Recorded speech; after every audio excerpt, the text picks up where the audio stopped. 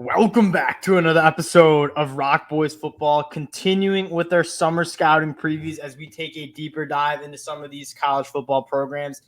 We are on the Iowa Hawkeyes. This is a program that we've talked a lot about during the spring and summer times. A lot of buzz around the program. You bring in a lot of impact players on the offensive side of the ball, and that is clearly for Iowa fans what needs to change heading into 2023. Now, before we get into it again, just want to say thank you to you guys, whether you're watching our recruiting stuff, whether you're watching our summer scouting.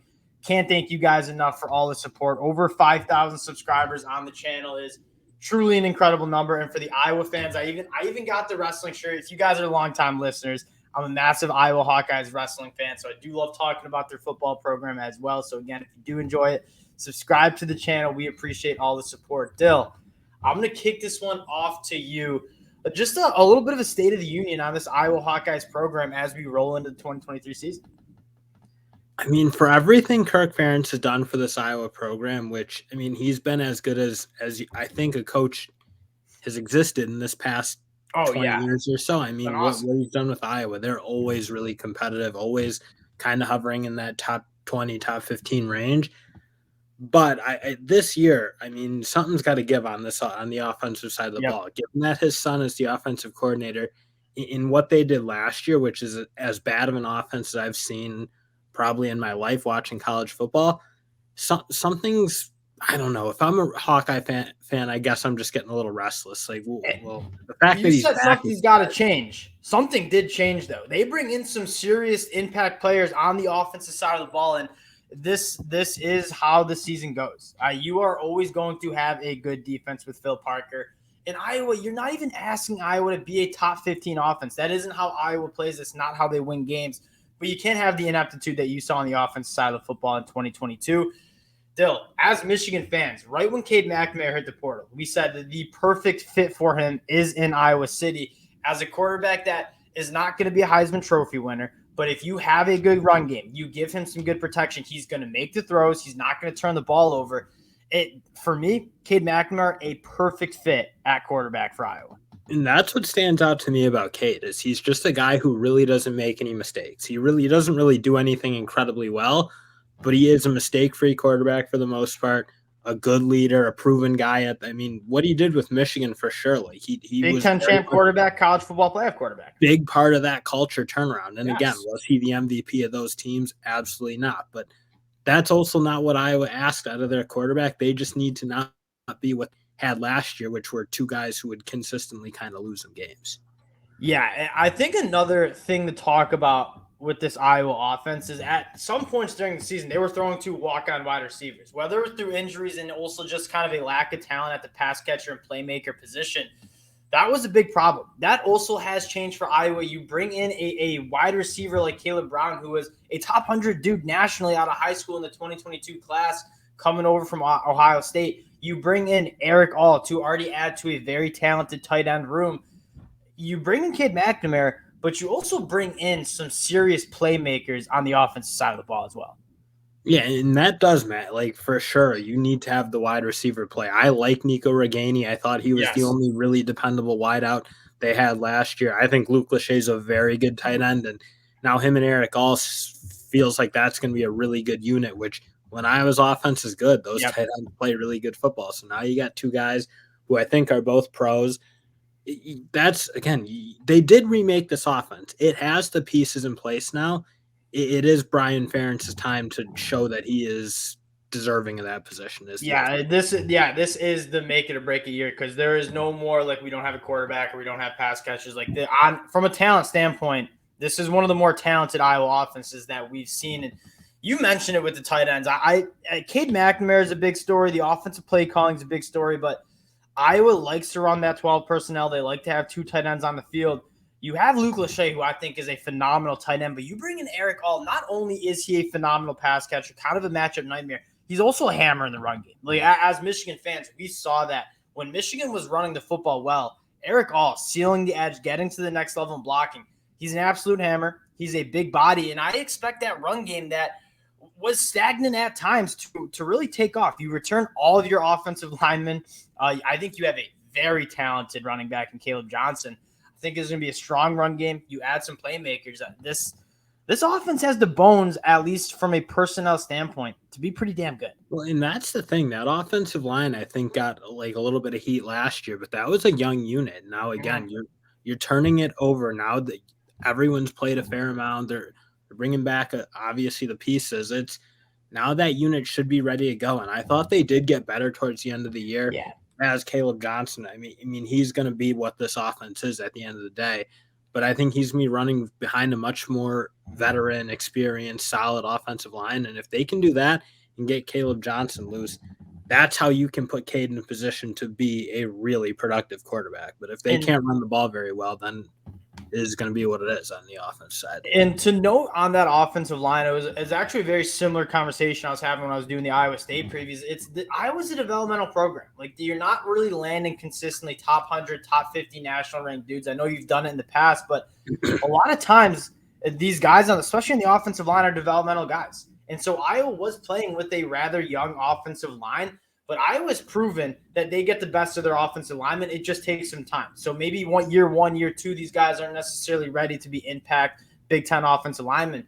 But normally, year 3, 4, 5, that's when you start seeing this Iowa offensive line kind of take off. And I normally am not that optimistic of, you're returning all 5 of your starters on the offensive line. It's got to get better. But for Iowa's standpoint, I am optimistic that this offensive line gets better. And that was another thing that I don't think enough people were talking about is, that offense was bad. You didn't have a good quarterback play, wide receiver play, but the offensive line struggled as well. Dill, on the defensive side of the ball, though, there's not – because Iowa doesn't get enough national media attention, Phil Parker, one of the most slept-on defensive coordinators in the entire country, I think it's a miracle they still have him as their DC. I think this defensive coordinator or this defensive side of the ball for Iowa still going to be very good, even though you lose some serious NFL draft talent. And they've been losing guys to the draft for a while because it's always been a top 10 defense, and that's just par for the course. But again, you don't have a ton of doubt just given Phil Parker and Iowa's history of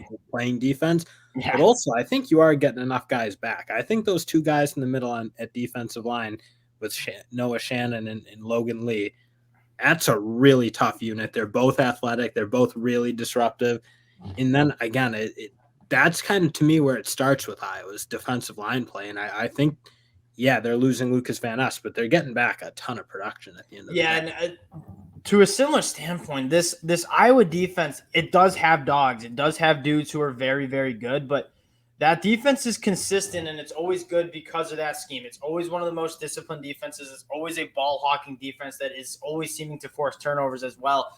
I think this Iowa defense is historically much more reliant on the scheme and the discipline of their unit as opposed to just one in particular player just being a dog. Now, that's not to sleep on a guy like Lucas Van Ness or Jack Campbell or Riley Moss or even Merriweather, who was in the safety room that we thought was a very, very good player last year.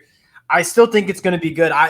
One of the stories that I think people aren't talking about enough is, you lose Jack Campbell, the All-American linebacker. He was phenomenal. I think you're linebacker 1 on your NFL draft board. But Nick Jackson, again, coming over from Virginia, you're not necessarily getting that national media hype, but over 350 tackles, 3 straight seasons of over 100 tackles at Virginia, over 20 tackles for a loss in a season. If you're asking me to replace Jack Campbell, it's hard to do. Nick Jackson is going to do a damn good job doing it, though.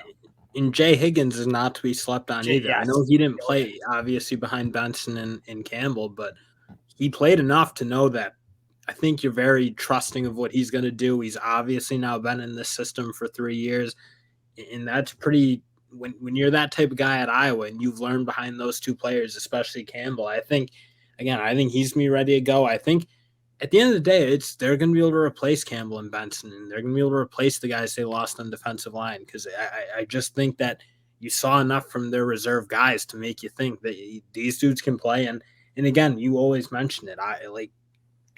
Iowa is very plug and play, and their guys step up very consistently. Yeah, and then the back end, it's hard to say, you're going to get better than Kayvon Merriweather, but Xavier Nwanka coming in like a former 5-star dude out of high school. Again, you say Iowa does not normally get this kind of talent, quality of talent coming out of high school. They were able to do that. You pair him up with Cooper DeJean, who coming back off 5 interceptions in 2022. This team, and especially in the Big Ten West, when possessions are at a premium. When you're playing teams like Minnesota that are just going to run the football, they're going to limit the possessions.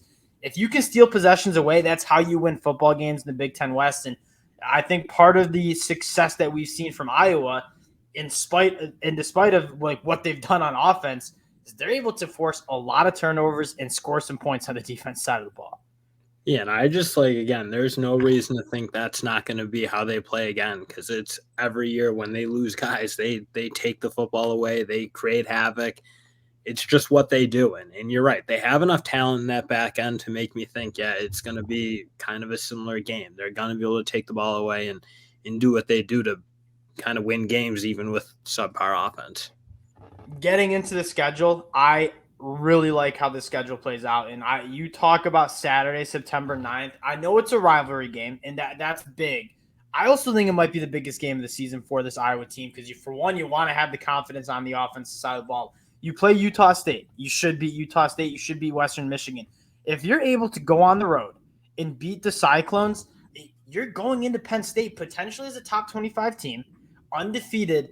And that's how I see this Iowa team kind of trending in 2023. But that week, September 9th, is going to be massive for the Hawkeyes. And it always is. It's always a really fun game when they play Iowa State. And I don't know. Iowa State's kind of taken – they were like the good story. Matt Campbell was like that coach who was like, oh, he's up and coming. When's he going to get that next big job? They've obviously fallen – like they're not the same Iowa State, I wouldn't say, as they were a couple of years ago when they were very much in it for that Big 12, but still is a very dangerous team and a team at the end of the day Iowa needs to beat because that's the rivalry. That's losing that game last year, scoring only 7 points was abysmal. And Iowa State defense is good, but I'm telling you, I think that's such a tone setter. Like, it's not only a rivalry game, but in terms of like the confidence on the offensive side of the ball, going on the road and beating a team like Iowa State, I think would be a massive win. And it's hard. Like, we're very high on Penn State. It's hard to see them beating Penn State on the road. You create a little havoc. You got a young quarterback who hasn't played a ton, and you got a team that makes life really hard for that type of player. Yeah, and when you look at their schedule, I love how it shakes out because you avoid Ohio State and Michigan in the Big Ten East. So you go on the road, and it's very hard. That's going to be the whiteout game. That's a hard game to win. But you roll down the rest of the schedule, and there's not a game where I'm saying Iowa can't win. Michigan State is an absolute dumpster fire right now. Purdue with the new head coach. You get both those teams at home.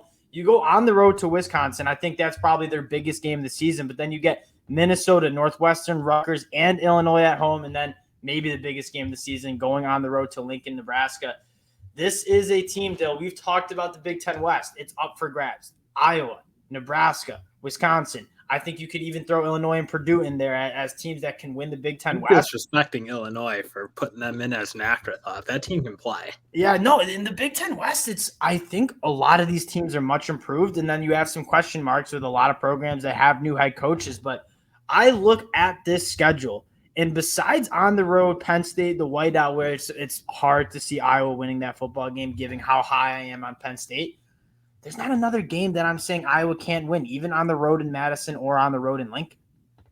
No, and there's, again, the Big Ten West, like any team can beat any team besides maybe Northwestern or Purdue, perhaps. Purdue is going to be a very interesting team to see what they are because they've obviously been very good under Braun, but they're kind of gutted in a sense. So that's a complete program overhaul because you're going from Jeff Braun, like an offensive-minded genius, spread him out and throw the football to Ryan Walters, who is a defensive mastermind and has done a really good job. But there's going to – and very similar thing with Phil Longo taking over Wisconsin. Like, these programs are going over some pretty significant overhaul. In Iowa, I mean, keeping your head coach and the offensive coordinator and defense coordinator, that's what it is. There is still some consistency, and they got better in the transfer portal. It's going to be the Big Ten West is probably one of the more intriguing aspects of college football this year. We're very excited to follow it again. Appreciate the support that you guys have shown. Again, if you do enjoy the content, consider subscribing to the channel. That helps the fellas out in a big, big way, and we'll talk to y'all later.